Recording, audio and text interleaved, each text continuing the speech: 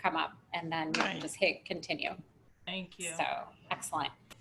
Okay, well, welcome everyone. We are truly happy to have you all here on the call. We are very excited about our panel today. They're going to be sharing their insights on the topic of taking the leap, starting your own side hustle or business, and it's going to be a truly interesting and engaging session.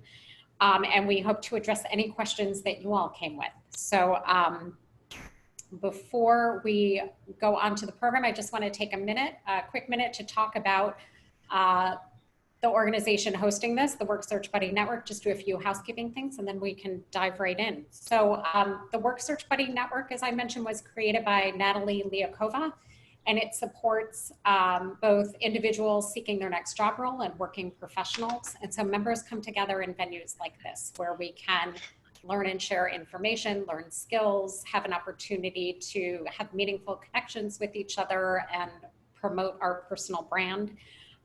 And so events we have are ones like this, speaker and networking sessions. We're also going to be hosting lightning talks by our members, as well as interactive group discussions. And we also have a meetup group. And so we'll be sharing a link in the chat if that's something you're interested in learning about. Couple housekeeping tips. Kind of the structure for how we're going to do this is the first part of the program, I'll be asking questions of our panelists, and I'm going to be asking them questions that relate to both the strategic and the tactical aspects of starting a business. But we also definitely want to hear from you. So as we go through this, definitely make note of any questions you have, and you can either share them at the end when we get to questions or enter them in the chat box. We're going to be muting everyone's mics, so please just make sure your mic is muted while we're talking with the speakers and the panelists, and then you can unmute when we get to the Q&A part. This is an opportunity as well for you to network with everyone on the call, so please use the chat box to enter your information. You can put like your written version of your 30-second elevator pitch in the chat box with your URL to your LinkedIn profile. And we definitely encourage everyone to network with each other. There will be a reminder at the end, but remember to download the chat at the end. We're going to share some resources, and also it'll be a way that you'll be able to look back and connect with people on the call. So I am going to get back here and let's get started. Bear with me. I am using a monitor here, and I will just look at this. So let me move my camera. It's not showing up on the monitor. Great. Okay. Okay, so let's meet our speakers. On our panel, we have Colleen Georges. I don't know if you want to give a little wave. People can see Colleen. Colleen is a life and career coach, an award-winning author, and an organizational trainer. And she also has a new program called the Side Hustle Sisterhood for women who are ready to start their side hustle. And so we're going to hear her expert advice, and she'll provide an interesting perspective, not only as someone who has her own business, but also as someone who has created this program to help women who want to start theirs. We also have Delphine Venitucci, there she is, who is a marketing and strategy leader with over 12 years of experience boosting performance of products, brands, and firms. And Delphine is embarking on her journey starting her own business. And so this will be she'll provide a very interesting perspective, not only as a marketing expert, but also as someone who is truly living and breathing this experience of starting her own business as we speak. And we have Stuart Weiner. Stuart, if you could give a wave so people can see. And Stuart has over 25 years of experience as a compliance auditor, officer and auditor, primarily in the healthcare field.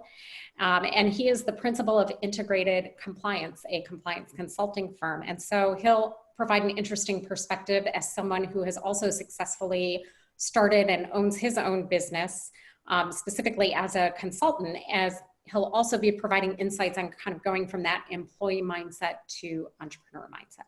So as I mentioned, we also want to hear from all of you. So please, we know people come here with their insights and experiences. And so we look forward to hearing what you have to say on any of your questions at the end. Okay, so we're going to go into this first segment and kind of get to know our panelists a bit more. So let's start by going around to our speakers and hearing from each of you, because I think it would be helpful for people to hear your stories, right? Like, what were you doing before you started your own business? And maybe was there a tipping point that had you go in that direction? And what is your business? So anything that would be helpful for everyone to know. So Colleen, let's start with you. Sure, thank you, Marla.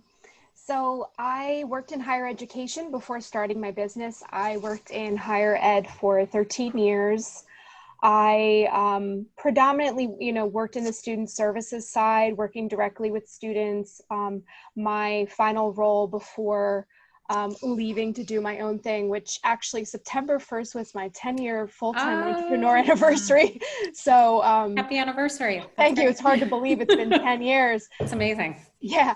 So I was a director of 2 programs at Rutgers University for low-income first-generation students, and we provided tutoring services and career coaching and resume writing services, and personal counseling and academic counseling. And I always had a passion for, it might sound crazy to a lot of people, writing resumes was like my hobby. So I became very popular amongst my friends and family. Imagine. Yeah. And I would just do it for fun. I never was charging anybody. It was something I literally did for a decade as just a hobby. Anybody I knew, friends of friends, friends of family, whoever. And one day someone said to me, why don't you start your own business? And I thought people would pay for that. So I went online and found out that there was resume writing certifications, career coaching certifications. There was this whole world of resume writers out there.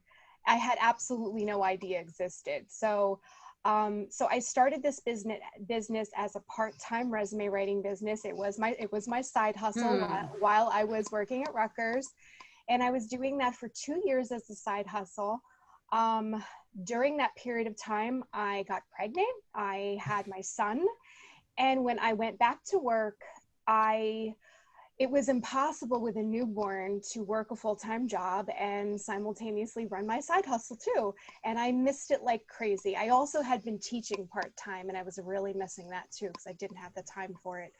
And so a mixture of some toxic work environment situations that started to go on, and really wanting to get back to resume writing and career coaching and teaching, and wanting desperately to have flexibility to be with my son and be at home, is what led me to leave in August/September of 2010.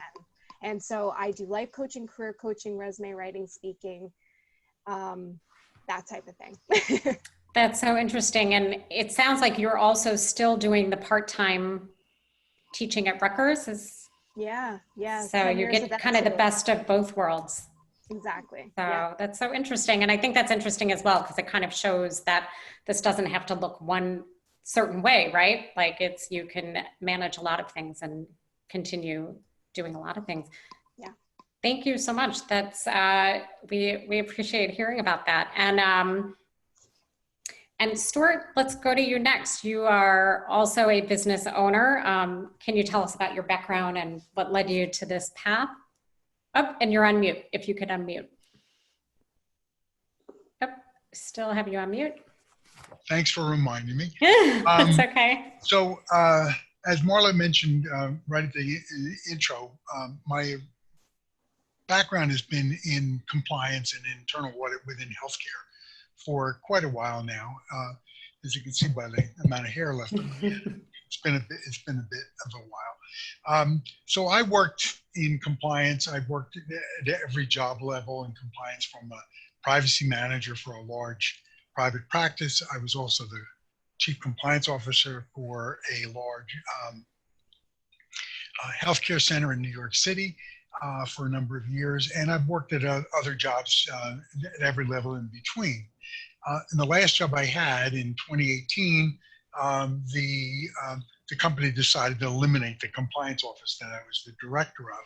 And So I moved on and I joined the job market like everybody else looking for work, and wasn't really very satisfied with what was on offer or what I was able to get. So I started thinking about maybe starting my own business with the background that I had, the extensive background in compliance and healthcare, and my kind of subject matter expertise in things like HIPAA. And I'm sure everybody's familiar with HIPAA. We all hear about it all the time. Mm-hmm. So I figured, let me bring that expertise to what I consider to be an underserved segment within the healthcare population, which is all of the physician, dentists, and other related medical practices that don't generally have compliance people on board. You all yourselves can realize you go into your doctor's office and somebody takes your information. They may or may not hand you a copy of the notice of privacy practices. They may or may not know what's correct or proper, but someone's been assigned to make sure that everyone does that correctly.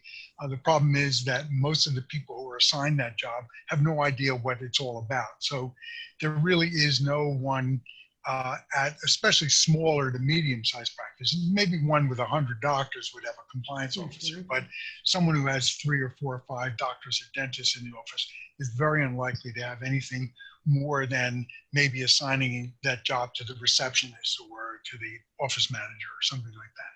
So my concept here was to be able to provide that kind of background to them without their having to go out and hire themselves a full or part-time compliance person, someone who has the background and credentials to make certain that everyone is doing everything correctly. As probably most of you know and have heard, the fines for compliance breaches, HIPAA breaches, can be in the millions, and even private practices can get into a lot of trouble if they lose their information or patient information becomes public or any other thing might happen to it in the way of a breach. So that was the concept, that was the idea behind starting my business. And I started about a little over a year ago in June or July of 2019. And except for COVID-19, everything was going fairly well, but COVID-19 hit. And just to put that in perspective, virtually every dental practice in the country shut down, at least for a period of time. Many medical offices and other kinds of practices either closed their doors or cut down tremendously on the work that they were doing until they've started recently, everybody's reopening again. So for that period of time between, let's say, April and July, there wasn't a lot of activity. And if they were busy taking care of patients, probably the last thing they wanted to hear was some guy from a compliance perspective telling them, oh, by the way, don't forget, you still got to keep all these rules and regs in mind. So that's just beginning to pick back up again. But that was part of my backstory of where I am right now. That's interesting. And I'm glad to hear it's picking up. This has definitely, I think, thrown a lot of people for a loop in a lot of ways. So yep. I'm glad that's picking up. And I'm also hearing themes, right? Like you identified this area of expertise that you have from your experience, and you identified a gap because you know the marketplace, and you found a place where you could create a business based on both. Exactly. To have your sweet spot. And also, Colleen, when you were talking about something you are just naturally good at and love to do, which a lot of people do not like to do. You're right, writing their resumes. So there was definitely a need that you were addressing. So that's great. Thank you. And Delphine, you are the newest business owner on the panel. So I wanted to kind of end this segment with you. Tell us about your journey. You're in a very new and exciting time of it. Well, I was born and raised in France. I arrived in the US 2 years ago. It will be 2 years on September the 21st. So, wow. This is still a bit new to me. My background is in marketing and strategy, as you said. I started my career as a consultant, which is quite weird because it's generally not the place where you start. But well, this is where I built my foundations. And this is where my passion for strategy comes from, because I had the opportunity to partner with a broad range of industries and very different companies. And I thought it was just fascinating to address all these strategic issues, and I loved doing that. And I particularly focused on smaller companies. So I worked for smaller companies both as an employee and as a consultant. And so this is an area that I love because it provides me with a very cross-functional vision, which I love, because I think it's just so fulfilling to have a general view of the business, of the codependencies between areas. It's just amazing, and I think it's helped me a lot to have a clear vision of a business launching. And I've been thinking about launching a business for a long time, because well, even already when I was in France, when I was still in France, I was already thinking about it. And then I moved to Switzerland and did an MBA, because I had quit my job in France to follow my husband, who was relocated to Switzerland.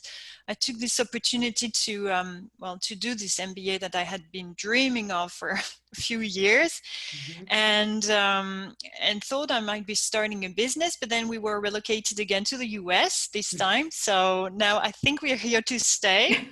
I hope so, because I'm loving it here and I'm loving New Jersey. And so now I think it's everything has led me to this business launching. It's just a path that I was not really aware of, but when I think of it with hindsight, I can see that everything was built to lead me to business launching. And both on the professional and personal sides, because, well, I built my professional path in marketing strategy, and also on my personal life needs some flexibility. I have 3 children. We've got this COVID situation and homeschooling, etc. So it all makes sense, and I think that a business launching has to be something which embraces the your life as a whole, not just the professional part. That's a personal project too, which your family has to adhere to. So, I've just registered my business, which is going to be a I will be manufacturing and selling accessories for disabled people, especially people who use wheelchairs. So that's a bit well, that's a niche, but that's really exciting, and it all makes sense to me. So I'm happy to share a few of the things I'm discovering at the moment. That's so, first of all, congratulations. That's amazing. And there were a couple of things you said that I just want to touch on. One is it sounds like your experience with exposure to cross-functional teams and different departments gave you a big picture and insight into different parts of a business that you can kind of leverage to help you in yours. So that's very interesting. And then it seems like culturally with some startups and different organizations, there is this sense of kind of bringing your whole self to work. And so I think it's interesting talking about creating a business so that works with your whole life. I like that concept. So thank you guys. Thank you all for sharing. That's great. So let's start at kind of the high level, view, looking at the current environment. And we've kind of touched on some of that and look at some of the more strategic aspects of starting your own business. And Delphine, I'm actually going to start with you. You recently published a blog post, Are You Forward Compatible? Which is really interesting. It was just published this week. And you talk about how important it is, and we can hear it in how you describe even just how you live your life, how being open to everything that's going on in the current environment, right? And we all know that there are so many things going on now. There's a lot of changes that we're all experiencing. And so can you speak to why it's important to be forward thinking and how that ties into starting your own business?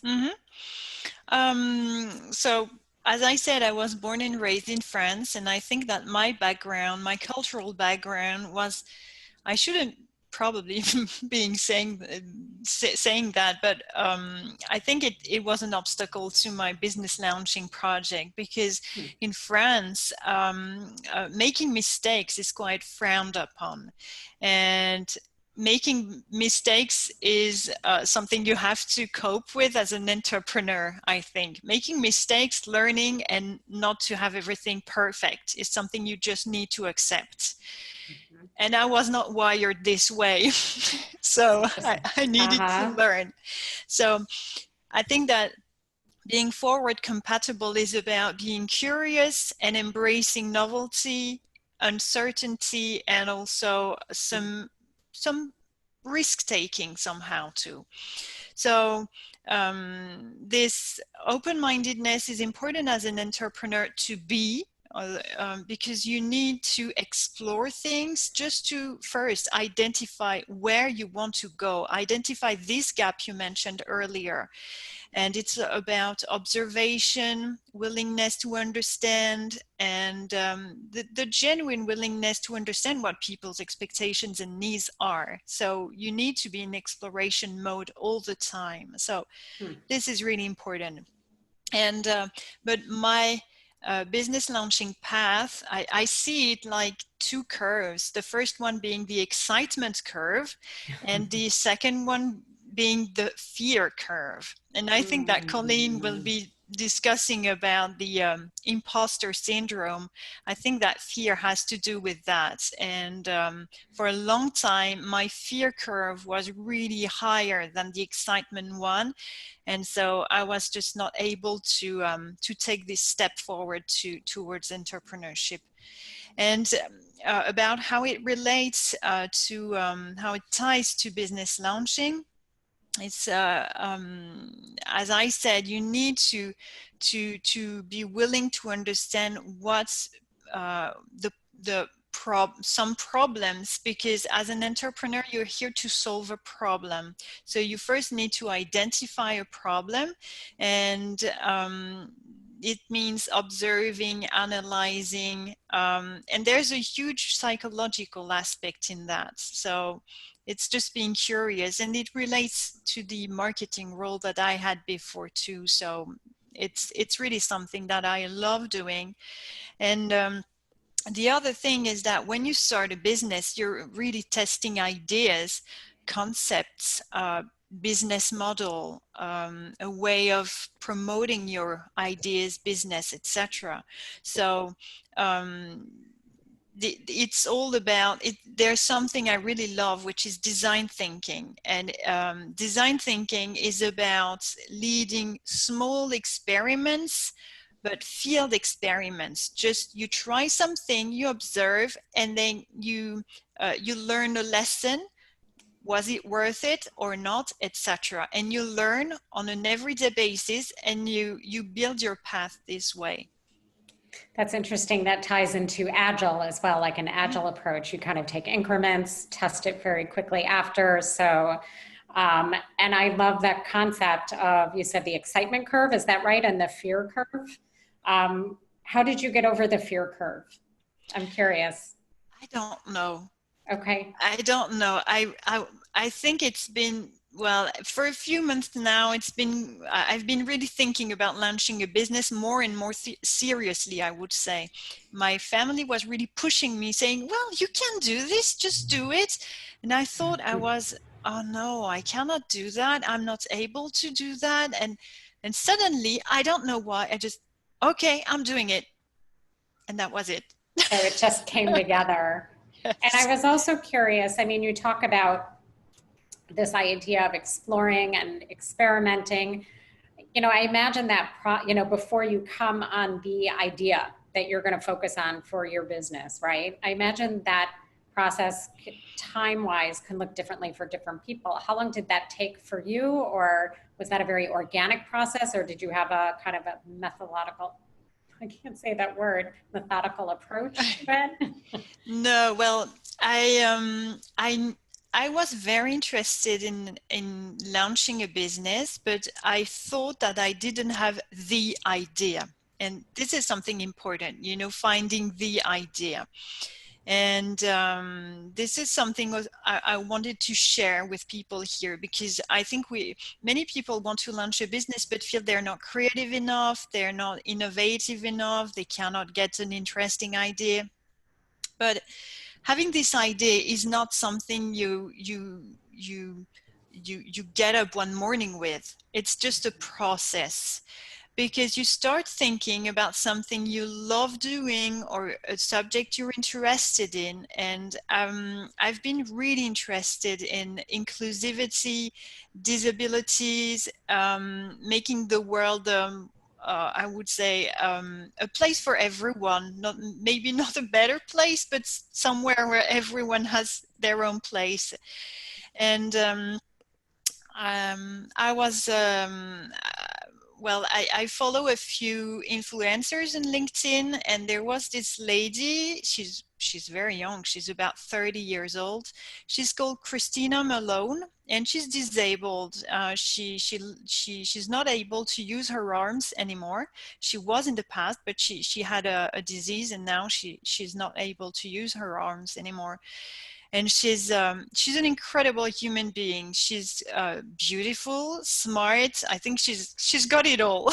And and she's an activist in the disability world. And she was explaining something which has an incredible impact on me. She said that she doesn't consider herself disabled. She's just disabled by design, because the world is not made for her and has not been thought for her. But as such, no one is really disabled. If you build things differently, or well, and this resonated to me so much, so with such an impact, that I thought, okay, I want to do something in the disability world, because, well, it just resonated.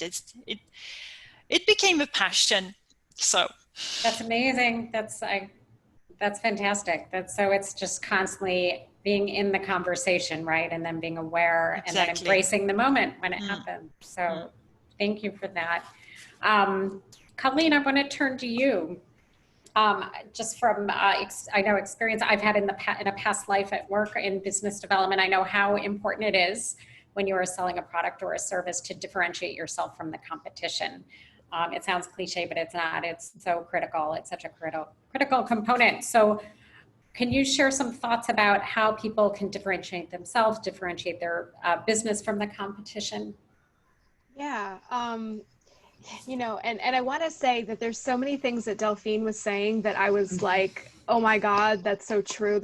Not wanting it to be perfect. It will never be perfect. The design thinking, the little experiments. But anyway, back to this question. If you want to add something, go ahead. No, seriously. No, there's a thought you're okay. I know there's a lot of things we want to cover, so I want to make sure I get you know, when it comes to, you know, one thing I think that's really important is that no matter what business we choose to pursue, chances are there are going to be other people doing that too. In fact, that's probably a good sign. That means there's a market for it, right? So not to say that if you have a new and innovative idea that you shouldn't try it out if there's not a lot out there like that, but you know, usually there are going to be others probably in the same space. And you know, I think that there's many ways we can differentiate ourselves, and it really kind of depends on how you came to launch this business. So if this is something, let's say you have a lot of experience in, you have, I don't know, 5, 10, 15 plus years of experience, then making sure that you're highlighting, you know, the experience that you have, that you're letting people know your background, letting them know, you know, how long you've done this, in what arenas you've done this, what did that entail? That it could also be that you have a lot of training in this area. Maybe it's your credentials and certifications and things like that that are something that help you stand out, and you want to acknowledge that. But I think another really important thing to say is that we know that when we're launching a business, it may not necessarily be about what we were doing before. Maybe this is something we're passionate about, as Delphine was talking about, something that's really meaningful and important to her.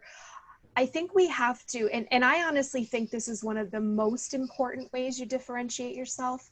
I think no matter what, even if you have a lot of experience and you have some great credentials, you do well to share your why with people. and to share that in how you market yourself, how you talk about your business, how you talk about it on social media, most importantly, how you're talking about that on your website, you know, the language and how you talk about your background, your story. I think that we underestimate how important our story is and how important our passions are. And we think, in fact, that if I don't have lots of experience or training credentials in this area, that I can't launch a business in this area. And that's absolutely not true. So that's another important differentiator. And I think that, you know, finding ways to be open about yourself, to be as transparent as you are comfortable being in your marketing process, again, website, social media. I think another thing that helps people stand out is when your potential customers feel like they're connecting with you. They feel like they're getting to know you as a human being. They have a window into who you are, not just what you did, you know, what your resume looks like, but who you are, what your life looks like, what matters to you, what's important to you. And I think those things really, really matter. And in going, you know, back to, you know, other things to differentiate yourself is do a lot of homework on search engine optimization to make sure that people can find you. And it's kind of, it works here, but it doesn't work here with the question. But I think it's so important is the more you can learn about how to do the things that get you found, then all those things that you're doing on your website and in your social media, people find you and they can get to know you, because you know, you can't just build it. They got to find you. I think that's an excellent point. And it all comes together, right? We're kind of talking about strategic and then practical, but they all interconnect and tie in together. Real quick, you mentioned your why. Is that related to Simon Sinek, or is that something else? I've heard. You know, it's funny that you say that. Simon Sinek's dad was my resume client years ago. Oh my gosh. You're kidding. And he told me while we were working together, he said to me, because I told him I was working on a book, and he says, my son's working on a book. Can you believe this? Yeah. Okay. So that happened. Whole world. Wow. And then he becomes this like icon. And yeah. I love having chats back and forth with his dad to be like, do you remember that day? We're like, my son's writing a book. You know, so that's amazing. Now he's like famous everywhere. Yes. So his dad's a super cool dude. But anyway, but yeah, I mean, that your why means everything. Your why is going to be what drives you when things get tough, right? I mean, if this, you have to care deeply about what you're doing. Otherwise, we're going to want to bail when it gets hard and when it gets scary. So you have to have some love for it. And you have to really figure, I think, as you're thinking, why am I doing this? And that's really a part of my process in working with people is the why. Why are you doing it? Get clear on your why. And that was interesting, that bringing up about being authentic. And so it is kind of goes back to like having something that's about bringing your whole self, having it work for your whole life at all.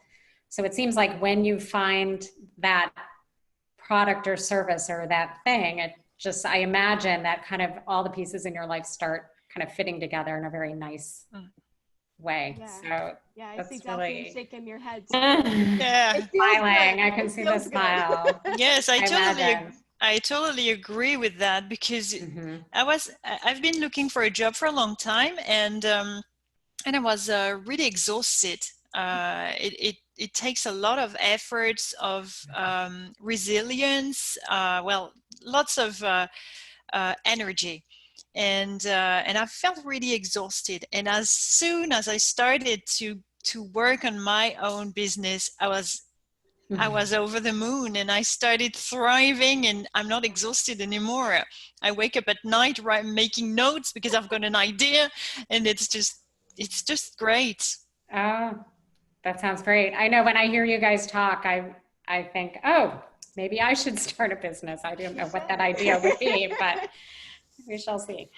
Well, great. Thank you, guys. So I think it kind of goes without saying, although I can hear the excitement from all of you when you talk about your business, that, you know, starting a business is a big leap. I mean, it truly is, not to just keep playing on the title of this, but it's a big commitment. So I imagine people would be, might be hesitant to do this. And I'd like to hear from each of you on this, starting with you, Colleen. Like, what do you think is the number one thing, or what are the key things that stop people from starting their own business?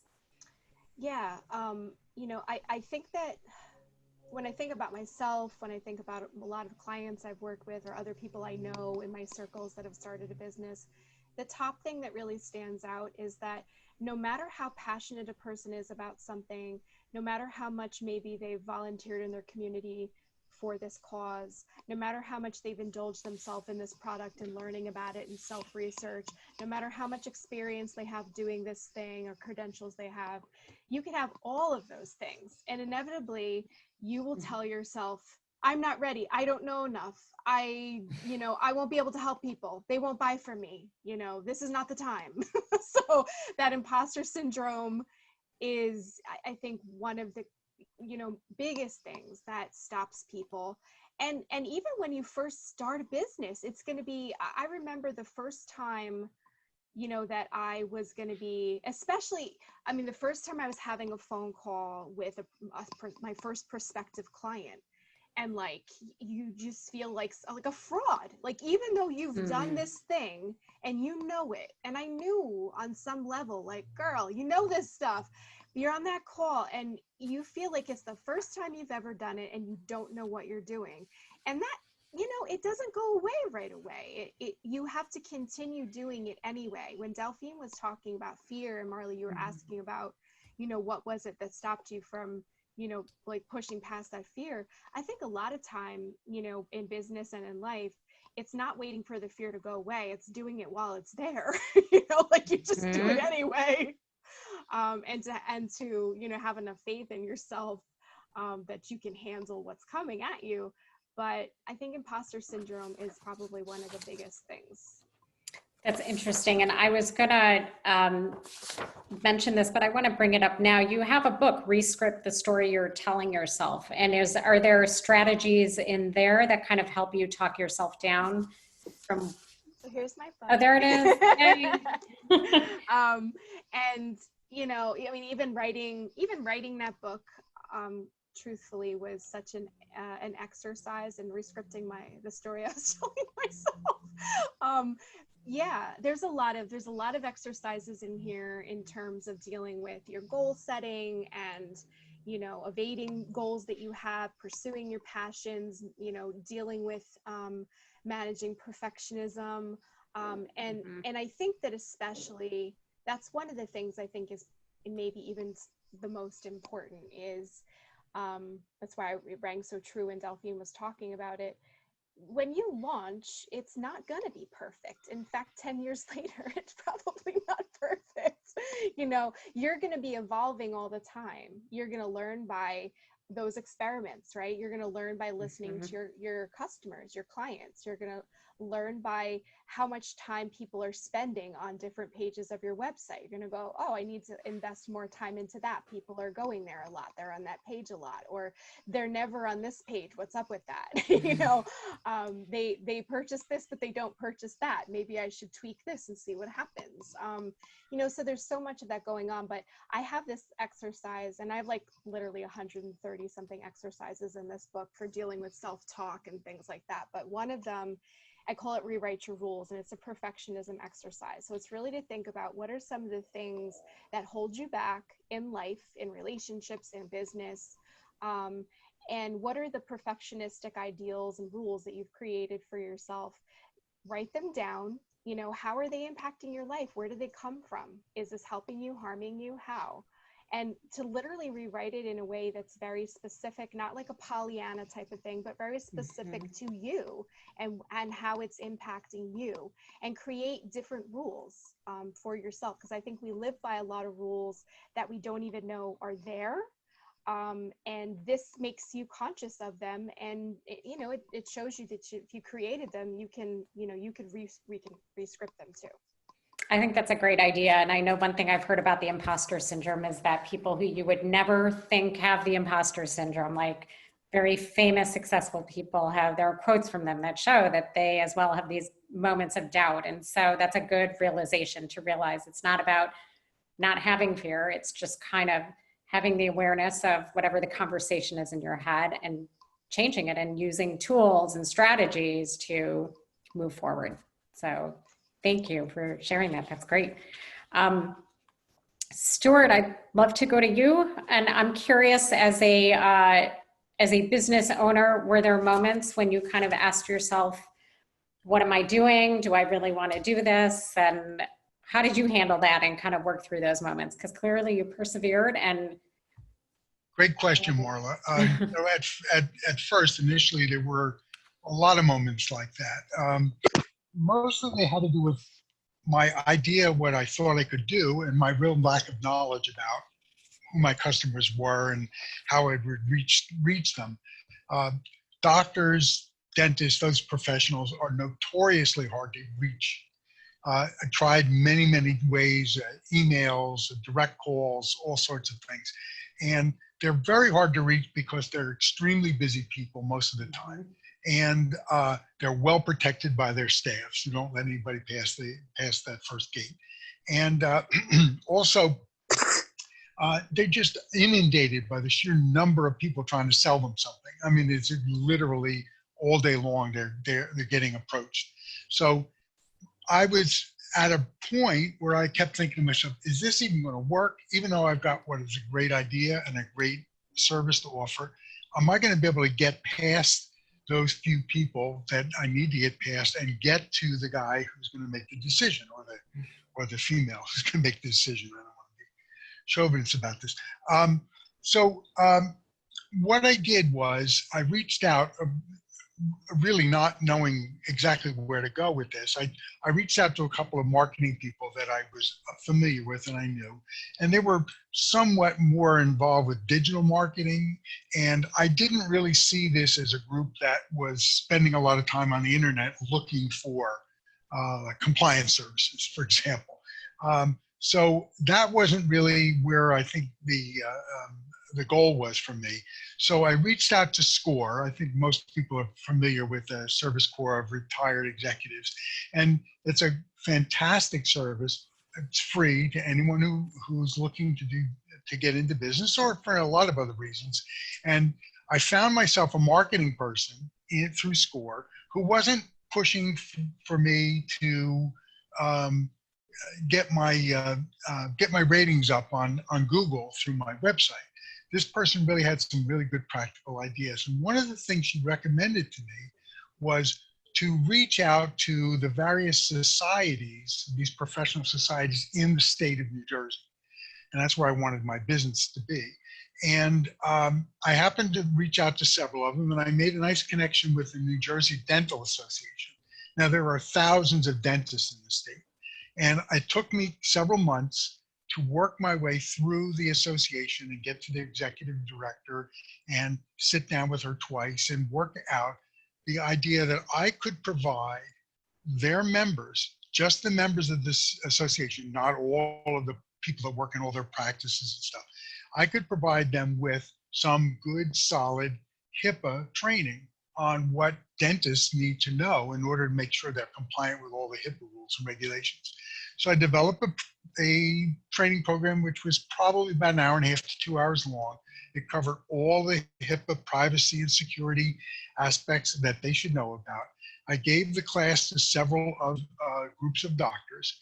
They really liked the program, and I began to make the right kind of connections with certain people who were now willing to look, after they heard my program and heard me speak to them and talk about what they needed to know, looking at the possibility of providing training for their staffs and doing oversight and review of the work that their practices do to make sure that they were in compliance with all of the HIPAA rules and regulations, as well as other things. I looked at OSHA, and I looked at sexual harassment, whatever other things that the law requires an organization or a business to do to meet all those requirements that the government sets down. And all of that was, actually, as I mentioned, it was going fairly well. I was beginning to make a lot of good connections that way. And then COVID hit, so a lot of stuff shut down for a while. But the whole idea was to find a way to get myself off that original doubtfulness that Delphine had mentioned, that sort of fear syndrome of, did I do the right thing? Did I spend time, money, effort, and all the other things to develop something no one's interested in? And that was probably the biggest fear that I had. But I found a way, and this person from SCORE was very helpful, to get me off that kind of bad spot that I was in and take me to a place where I felt much more comfortable. And, you know, and I think that kind of approach worked very well for me. That's helpful to hear, because it speaks to, one, the importance of, right, not getting stuck in the fear, but just being in action.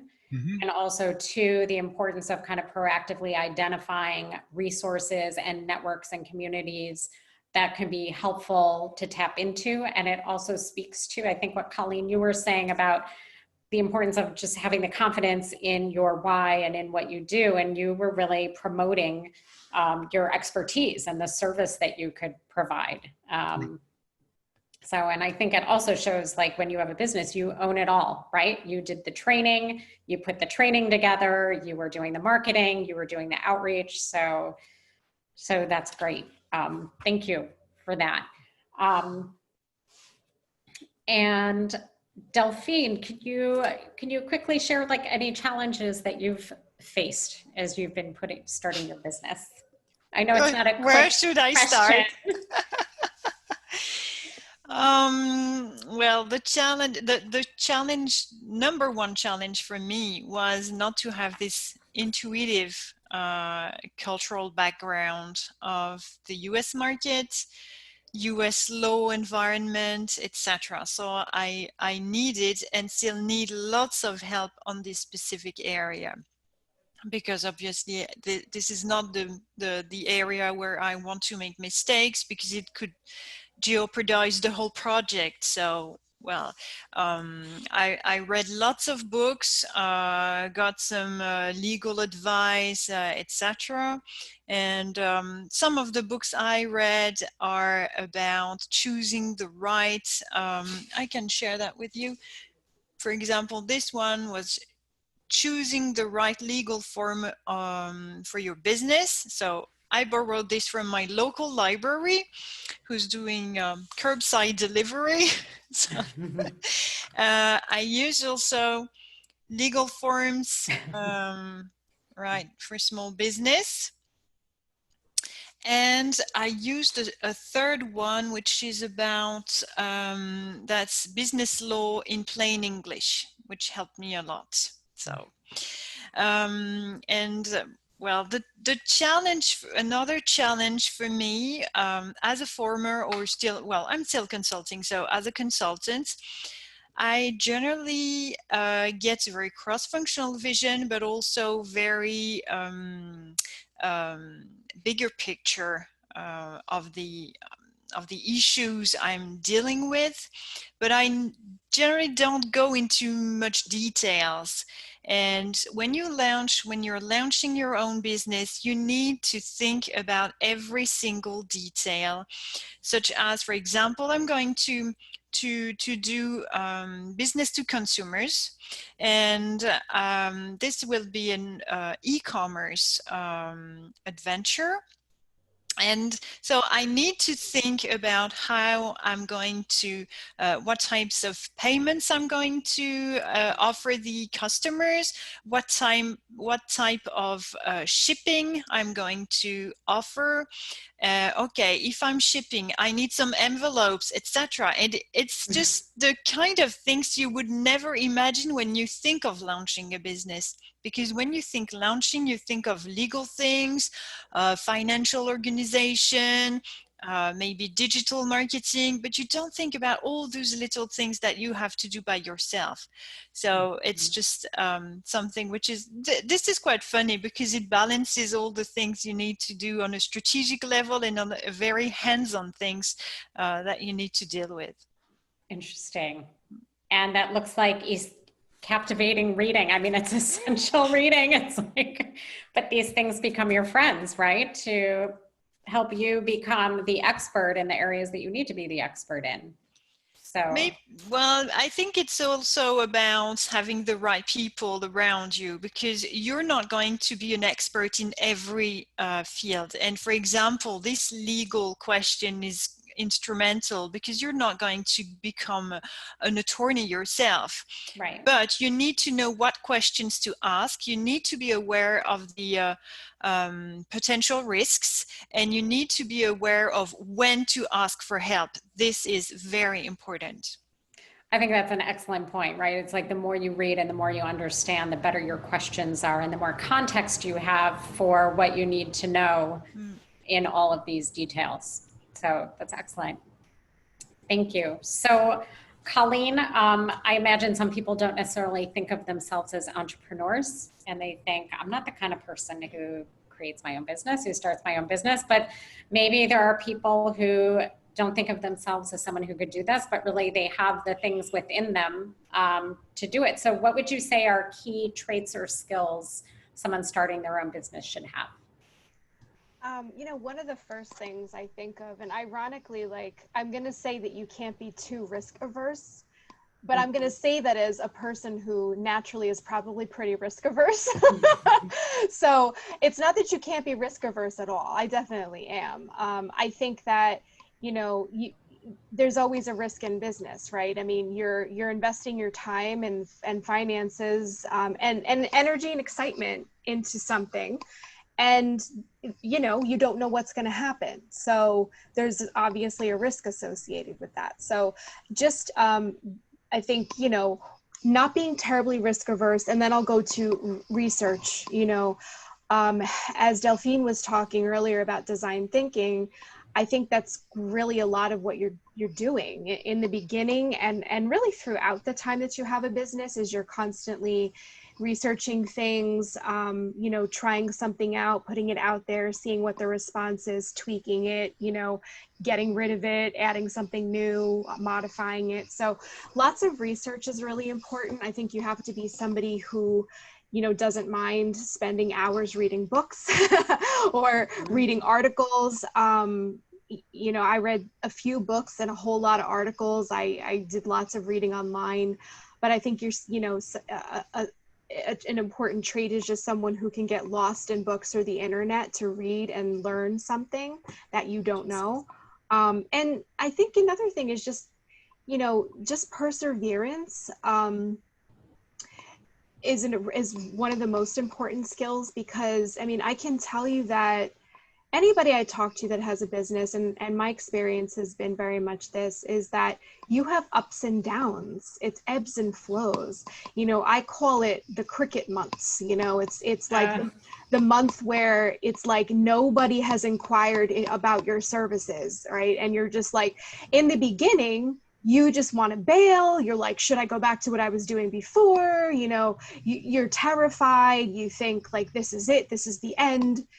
And you have to persevere through those moments. And it's scary to do that. And I think you also then do some more research and try some things out during those times. That's a good way to deal with nervous energy, I found. That's a good way to see it as an opportunity as well, right? You create, you know, I when COVID hit, much like, you know, Stuart was talking about, things changed, right? So, and I said to myself, and this is where self-talk comes in. I was like, Colleen, we've been through this before. We go through this every November and December around the holidays. You know, you've been through this before. You just, you know, why don't you use this time where it's a little bit quiet to create some new courses to do. I did some free workshops, and I did a bunch of different things that helped me keep helping the community, keep doing what I do, help me try some new things out. And sure enough, a month later, things picked back up like craziness, like big time. But that's the way business is. You're going to have times where it's super quiet, and you're going to have times where it's super busy, and you're going to have times where it's just flow and consistent, and you can't run. And so it's just kind of embracing wherever you're at, making the best of it, doing the self-talk that's helpful, Yeah. right? Because I heard this from someone who's like, well, you do self-talk all the time anyway, so you may as well do positive self-talk rather than negative. So That's interesting. That's really helpful. Thank you, Stuart. I'm gonna go to you because you recently wrote an article on transferable skills, and so you have an expertise in this area. You did a lot of research on this. What are some transferable skills that help someone go from that employee mindset to an entrepreneur mindset? Just get myself back live here. Okay. There you are. I'm sorry. So and when I was doing the research for that particular article, there are dozens of things that are referred to as transferable skills.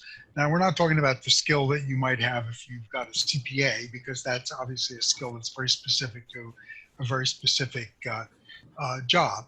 But transferable skills are things like communication, teamwork, organization, leadership, listening skills. All of these things are very, very important. And most of us have a good many of those innately in ourselves. We know how to do these things. Some of us may have to learn how to do them, but you can. But most transferable skills are things that you can take from job to job. If you're a good communicator, whether you're working in a pharmaceutical company or you're working at McDonald's, you have to know how to communicate. So the point I'm trying to make here is that you take those same transferable skills and move them into a business that you're going to start. You want to run a side hustle, or you want to start your own business or whatever. The skills that you have that you've used all your working life work for you as an entrepreneur as well. Let me just give you one example: listening skills. Most of us hopefully listen to the other person when they're talking to them. They get the ideas that they're trying to transmit. They understand what they're talking about, and they don't think to themselves, finish, because I have to tell you what I want to tell you. Most of us, if we've got good listening skills, will let that person tell us everything that we need to know in order to do our job. So take listening skills and move them into a situation where you're now running your own business. You're going to have to listen to your employees. You're going to have to listen really carefully to your customers. Your customers and clients are going to tell you what they like or don't like about your business and how you handle it. And they may have very good things to say, which is great because that'll give you a nice boost. But they may have not such great things to say. And if they're not saying the right things, you know they're going to walk away. If they're saying the right things, you know that you can improve upon them and make them even better customers. Or if they're not too happy, by listening carefully to what their problems are, you can figure out how to make your business meet their needs even better. So that kind of thing seems to work fairly well for most people. Listening has worked fairly well for me in my consulting business, I think. I've learned to listen at my jobs, the various jobs I had, whether I was an auditor or a compliance officer or a privacy officer. In those jobs, you have to listen to what people are telling you because you have to know how to then do the correct process to get everything fixed that might be wrong. Listening skills work the same for me now. If I sit down with a practice team and I talk to them about some of the concerns they may have and some of the problems they may have raised, I can then figure out a better program for them and how to do a better job of their meeting their compliance requirements. So that's just one of all those many skills that I mentioned and more that you can carry over from where you worked and how you used them where you worked into a new field, into an entrepreneurial position, if you will. Excellent. Thank you. Those are all great points. Thank you so much. I want to make sure, I'm just seeing, want to make sure we leave time for questions. And I also want to get into, we had a few, what we're calling like the practical aspects of starting your own business. So actually, Colleen, let me ask you real quickly, because this is a key part and you talked about the cricket months and I think it applies to that part of that anyway. You know, a key aspect of starting a business is financial investment. And so what is the approach that you recommend people use for that? You know, I always tell my clients who I'm helping to start a business, like, I'm all about trying to do this on the cheap. Like, that's just like how I approach it. I think that it, you know, and everybody probably has a different perspective, but I think that when you're first starting something, you invest monetarily in your necessities, right? For instance, you know you're going to need a website, you know, probably going to need some business cards, but maybe you don't need 3,000 of them. You know, get your basic ready to give to people that you're going to network with. You know, as Delphine was talking about, you know, you have to have a way for people to pay you. You need a payment merchant like a PayPal or, you know, a WePay or whatever. You need some type of way for people to pay you. If you have a product, you probably need some e-commerce platform. But maybe you don't need an appointment scheduler right away. Maybe you don't need an email provider like MailChimp's services right away, right? There's certain things that you may not need in the beginning that if things take off and it's doing really well, you can invest another, you know, yearly or monthly into these other tools. I call them like tech tools, you know, and other things that will enhance your business and make it more efficient for you, automate things for you. But I think in the beginning, just, you know, the bare necessities of what you need to invest in. And maybe that's even something that's a little bit more expensive, like a legal Zoom, possibly, you know, they can be pricey sometimes, but they're very helpful if you don't want to deal with the legal aspects of those things. Or you could say, hey, when I first started out, I said, I'm a sole proprietor. I didn't have any partners, but it's still, while I'm an LLC now, I'm a single member LLC. It's just me. It's always going to be just me. That's how I like it. You know, maybe you don't need to invest in becoming an LLC if you know you're going to be on your own the whole time, you know. So in the beginning, don't pour money into anything that isn't absolutely necessary. And that's kind of my perspective. And then, you know, you spend the first 6 months of your business seeing how things are going. You know, what's the return on investment? How many inquiries are you getting per month, or how many orders, if you have a product, are you getting per month? Can you produce whatever is coming your way, right? Because we also have to think, if it's a product, am I making it? What do I have to invest in making it? Or what time does it take to make it? If it's a service, how much time do I have, especially if I'm working somewhere else? And even if I'm not, how much time do I have? So then what's the return on investment? And then if things are looking good, if it's looking like you've got a nice return on investment, then go ahead and invest a little bit more. But I like to say, start on the cheap and watch it for 6 months and monitor.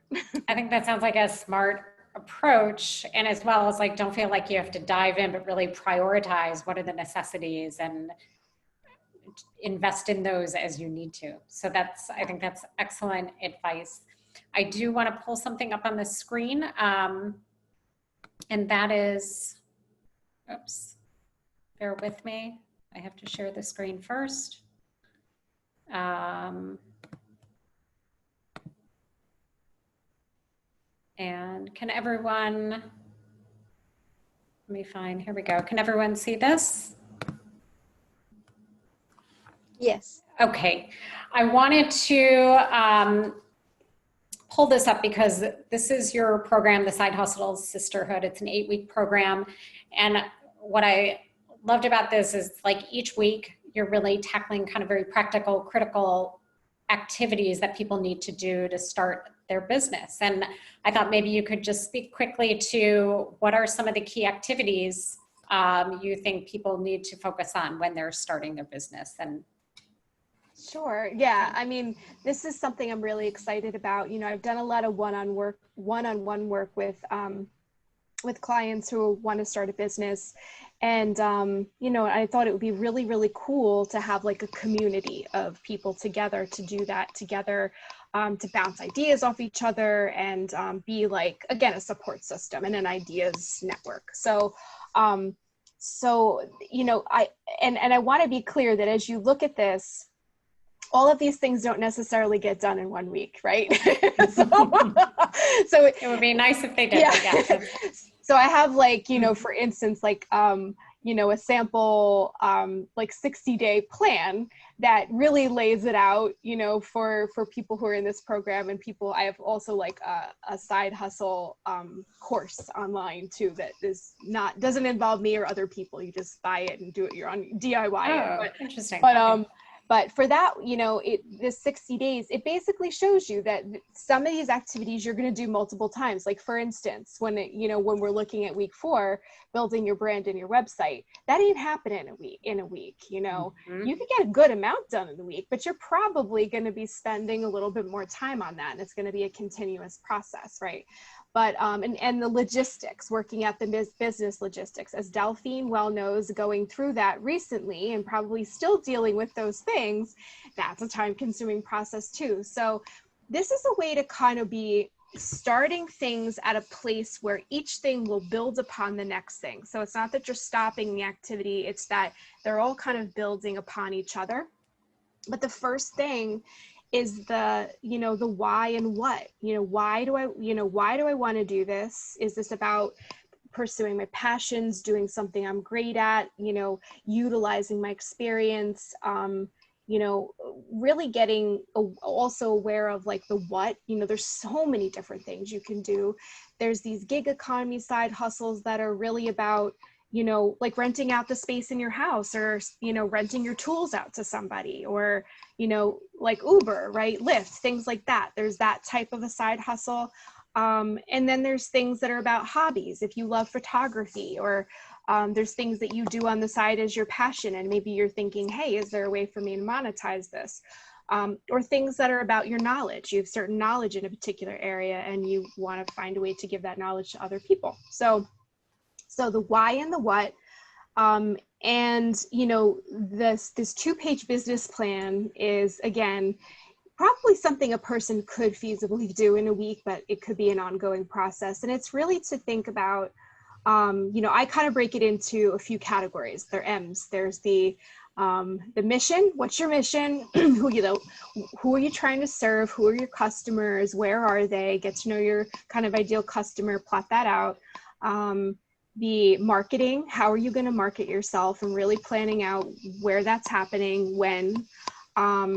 The money, what's your money plan, your money making plan, what are you investing into it in the beginning? What are your ongoing costs? How much money would you ideally like to be making? What could you feasibly, how can you make that amount of money? How many things would you need to sell? How many clients would you need to be serving in that span of time to do that? And then the more category, which is a catch-all, because I really like alliteration. And that's really for thinking like, well, how much time do I want to spend on this? Like if this is a side hustle, let's say, if I've got a full-time job, I don't maybe want to spend 20 hours a week on this. So how much time do I want to spend? Is it 5 hours a week, 10 hours a week? And even if it is a full-time thing for you, it's a full-time gig, you still don't want to be so overwhelmed that you have no life. So how much time do you want to invest? And then, what are the obstacles that you see for, potentially out there, and how are you going to address those obstacles should they, come your way?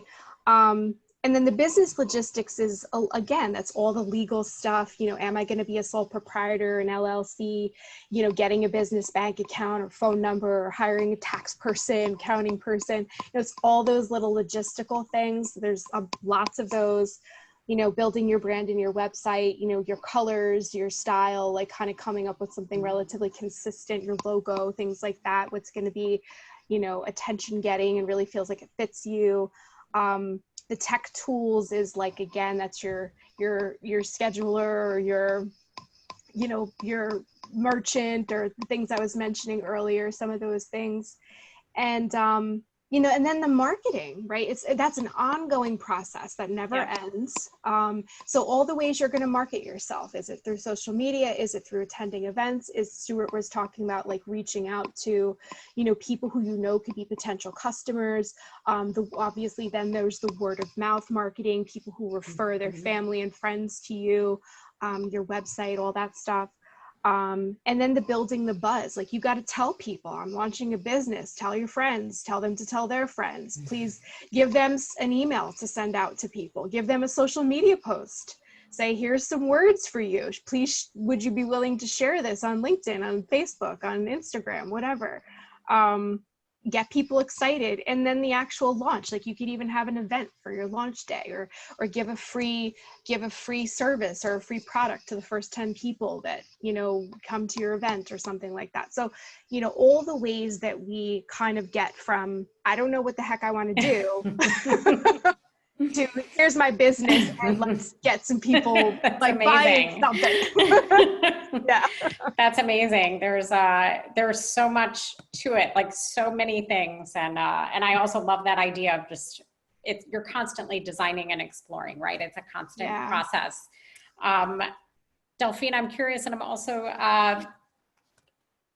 oh, there you are. I see you with the red background. I had to look for the red background. No, that's fine.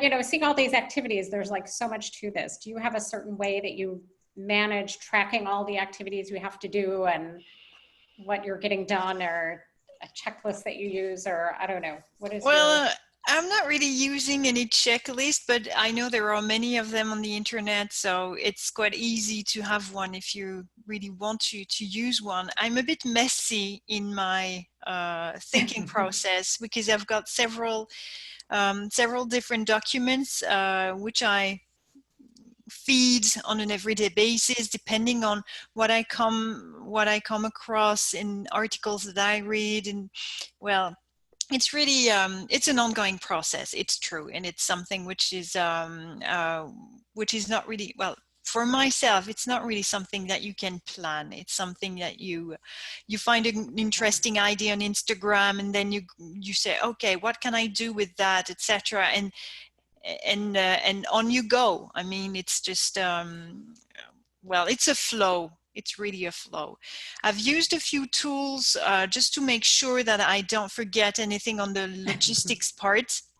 And for example, this software is great. I got it for free from my local library. It's called Gale, G-A-L-E. And it's a great tool for everyone because it helps you complete your business plan. You can even get your financial dashboard with the break-even analysis. And so it's quite thorough. And I think it's for everyone because it helps people who don't have a business background to be aware of all the areas they have to cover and think about. And it's also a great tool for people who've got a business background because it challenges you to write things down and structure. And it's something, sometimes you think, oh, I don't really need to do something, well, or to structure, for example, my social media strategy. I'll just figure it out and it will work out well. No, it won't. So I think that by writing things down, it challenges you to really think about things, and I think it's a good thing to do. And so this Gale software is especially useful for small business building. But well, everything is small in the beginning, I guess. So that's true. That's a good point. And you know, we've shared it in the chat actually, right. So everyone can see that. Excellent. Well, thank you all. And I'm seeing we have we could possibly go over a little bit, but I'm seeing that we are coming to the close, and I want to make sure we get to some questions. But real quick, if you could each, Stuart, starting with you, and then Delphine, and then Colleen, if you could take like 30 seconds or 1 minute. I know this is and just share any final thoughts, anything that you want to leave with people, words of encouragement, advice. Sure, Marla. What would you share? You know, all of us do networking. We do it all the time for our own job, job seeking. We use all the tools that are available to us. For small businesses, and I don't mean just something like SCORE, but for new entrepreneurs, new people who are starting out, or even if you've had a business for a while, one of the things that I found was very helpful for me is I live in Monmouth County, New Jersey, and I joined the Eastern Monmouth Chamber of Commerce. Cost a couple $100s a year, and I didn't know whether it was a good investment or not. But I have met literally dozens of really interesting business people from all walks. They do all kinds of things. Some of them have made good connections for me with the businesses I'm looking to connect with. Some of the people in the chamber are actually doctors and other professionals. Some of the people in the chamber I've made some side meetings with where we talk about other possibilities, how we can support one another in another enterprise. So keep in mind that if you decide to do this and you're moving towards this direction, keep in mind that a local chamber of commerce, any organization like that is going to have people in it that you'll find to be very interesting and very helpful. And that would be my my final thought on that one. Excellent, thank you. It does speak to how important it is to just continually network and connect with people. And excellent, thank you. Delphine. Yes, I've prepared two things. So the first one is similar to what Colleen said earlier. Make failure cheap financially. That's important, just in case. And also cheap personally. You are not the idea. And if your idea finally is not finally working, well, just change it, reshape it, and you are not the idea. So don't take inconsiderate risks. And the second thing is that check, double check, and triple check the information that you get for your market research, because as human beings we have this cognitive bias which tends to hide all the things we don't want to see. And when we've got an idea and that we want to make a business out of this idea, we tend to our brain is naturally attracted to ideas which support this conviction that we have. So it's very important, especially if you're working on your own, to be challenged on the ideas that you think are good. Interesting, excellent. Thank you so much. Excellent advice. And Colleen, final thoughts. Oh, you're on mute.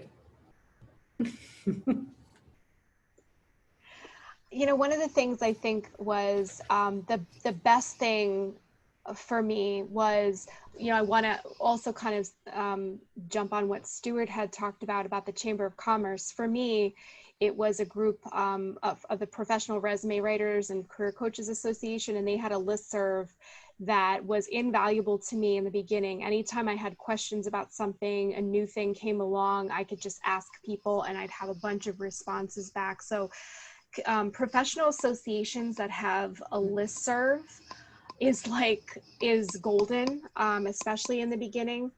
And, you know, I think that being open to the possibilities, like if somebody says, hey, have you ever, you know, when I first started, I was a resume writer. And then my clients were like, you know, could we do some career coaching? And I'm thinking, well, I mean, I do that. I've done that, you know, for what, 10, you know, years prior. Yeah, let's do some career coaching. And my career coaching client said, you know, could we talk about other areas of life? You know, my doctorate's in counseling. Yeah, you know, we could do some life coaching. Then it was, you know, my local library, my hometown library contacted me and said, you know, could you do a workshop on resume writing? You know, and say yes. You know, the saying yes to things taught me a lot. It taught me what I loved and what could be add more value to my business and more value to the community. And it taught me what I didn't love. There were some things I tried out, like writing the content for somebody's personal website, and that was unpleasant and I didn't like it. I never did it again. So, you know, so try things out. Definitely. That's my advice. I think that's great. And sometimes, right, you never know what something is going to lead to. Someone once said, sometimes the next best step is the one that's in front of you. And like you said, you can choose to continue on with that, or not. So excellent. Thank you guys so much. I can see we're at the 4 o'clock mark, and we really, really do want to get to questions. So I want to kind of, first of all, just thank everyone on the call and thank all of our panelists. This has been excellent and so, so helpful. I do want to say anyone who is able to stay on, please do, because I definitely want to get to people's questions and comments and give people a chance to kind of share their thoughts. If you are dialing off, please go in the chat and download the chat. If you don't know how to do that, you just open up the chat and there are 3 dots, click on it, and you can save the chat and it'll click show in folder. And so please be sure to do that. We've provided a lot of great resources that were brought up on the call. And if everyone can stay on, that would be great. Natalie, so thank you everyone. Thank you so much. This was truly excellent. Marla, I'm sorry, I really need to log off. I'm putting on my mom hat now. I respect that completely. But I'm really happy to discuss with anyone who would have any questions about, well, launching a business, my project. If I can be of any help, I will be happy to discuss with you. So you can reach out to me through LinkedIn and I'll be happy to connect. Thank you, Delphine, so much. Thank you, everyone. So everyone knows we'll be including the LinkedIn URLs for all of our presenters in the chat, so you'll be able to connect with them. Thank you, Delphine. Thank you so much. And Natalie, let me go to you and see if we have any questions that came in the chat. Yeah, so first we will be uploading this recording to YouTube and we'll be distributing this information to everyone who participated. And I think what I will do is I will also copy the full content of this chat and put in the comments below the recording so that it will also available to everyone together with the recording on YouTube, right? That sounds great. Yeah. We did have a couple of interesting things people shared with us. One was by Jonathan. I really liked how Jonathan referenced that in design thinking, he says, we encourage organizations to fail forward, make lots of mistakes early and learn quickly from them, which is a lovely idea. And I have not heard this term fail forward. Looks really, sounds really cool, right? Fail forward. I agree. Yeah, so, and an idea comes to my mind. We were planning with Marla to have an event on design thinking topic. Maybe potentially we also can have it in the form of an interview of a discussion panel like this one, because I already can imagine a few people who can contribute on this one, design thinking, because it's currently the normal way of doing things nowadays. Yeah, maybe not everyone knows that it is really called design thinking, but by essence it is, right? Yeah, I think it's an excellent idea. So this is one thing that Jonathan mentioned. And Jonathan, will you be willing to participate in this discussion panel if we organize it? I'd be willing to. I don't know if I have that much to add to it, but I'd be willing to give it a shot. Excellent. Thank you. Yeah, we will contact you on this in this regard. Great. So another one was from Alizetta. Alizetta, are you still here on the call? Cannot see Alizetta. She was asking in the chat, does this plan, she means Colleen's agenda, curriculum, does this apply to all kind of side hustle services as well as products? And Colleen already responded that yes, it does, right, Colleen? Yeah, the only thing, you know, that I did have a couple people reach out to me with interest, and they were interested in starting a nonprofit. It's really not for that arena. It's more for for-profit businesses. Okay. Just to add to that, if I may, Colleen, as you were talking, I mean, all of this, we are unemployed, self-employed people. Our job is to find a job. That's our business. So a lot of what you're talking about does kind of relate. And I was thinking about your book, and I know your book's not specifically for that, but some of the stuff that you talked about that's in there, that might be another moneymaker for you if you can push it that way. Thank you, Barbara. You're so right, though. I mean, I was reading your comment. Yeah, you know, I know anytime I'm working with my clients on, you know, the job search process, you need to structure things in exactly the same way, right? You're trying things out, you're seeing how they go, Marketing plans, yeah, tweakable. yeah, exactly. So these are basically all of the questions and comments that we had during the call. But I also wanted to ask one question of my own. Do we have anyone here besides the panelists and myself, obviously, and Denise, who I know much better than any of you guys, anyone besides us who is an entrepreneur? Then, for example, I don't know much about you, Shai, Jonathan, have you ever had an experience launching your own business? Lisa, anyone? Julian, can you raise your hand, guys, if anyone has experience with your own business? Shai, good to see you here. Can you maybe share a little bit of experience? What is or was your business? Is it still current? And tell us about yourself. Hi, everyone. So the definition of a business is interesting. I mean, to me, anything that's not a 9-to-5 job is a business. Whether it's a couple of rental properties I own that I manage, whether it's a consulting business I have on the side while working full time, and in cases like this, when I'm in between jobs, I do that full time. To me, that's a business. I never considered this a business because it's always secondary to my primary job, but it is a business.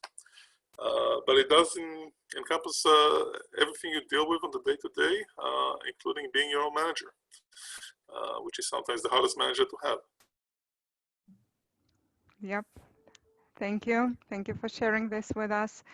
Anyone? Jonathan says that, Jonathan, I was self-employed, but relied on contracting through consulting houses. What did you do as a self-employed person? Basically the same thing I would do as an employee. I would just basically be a contracted person to deliver Six Sigma training or coaching or problem solving. So literally the same stuff I would do for a Motorola or a Verizon, but it was just coming through a different contract arrangement. So for you, it's not, there is no real difference already between being an employee versus having your own business. There is like, it's difficult to draw this line strictly, right? Correct. I agree, absolutely. Mm-hmm. Lisa, and then we have and Julian. Are you guys, anyone, do you have any experience with your own business or side hustle? Nope. Nope. You are welcome to try if you found this conversation exciting and motivating. So, yeah, so I guess this is it then, Marla. Do you have any housekeeping items to finish with? I just want to share again, first of all, thank you to everyone, and thank you, Natalie, as well. You just provide tremendous support for job seekers and great resources for job seekers and working professionals. So I just want to acknowledge that. And I just want to remind people, if anyone is interested in Colleen's program, we included a link in the chat. And if you are interested in learning more about the Work Search Buddy Network, we have a link in the chat as well, and you can check that out. And we would definitely look forward to seeing you at future events. So Natalie, is there anything else that you wanted to end with or close with? I think what we will do next is we will do a recording. We will upload the recording to YouTube, and we will send out an email with a link to that recording. And as I promised, I will include the chat comments under the recording on YouTube, so that will be available to everyone. We do have everyone's email addresses because you guys registered. And we will invite you to the events that are yet to come. And I hope they will be no less exciting and interesting than this one, right? Yes, thank you. Thank you again, Colleen, and thank you. All It right. was so good to see everyone here. Hope to see you soon, guys. Thank you all. All right. Thank you. Take Thank you care. Bye. all. Bye. Bye-bye. Bye. Bye-bye. Thank you.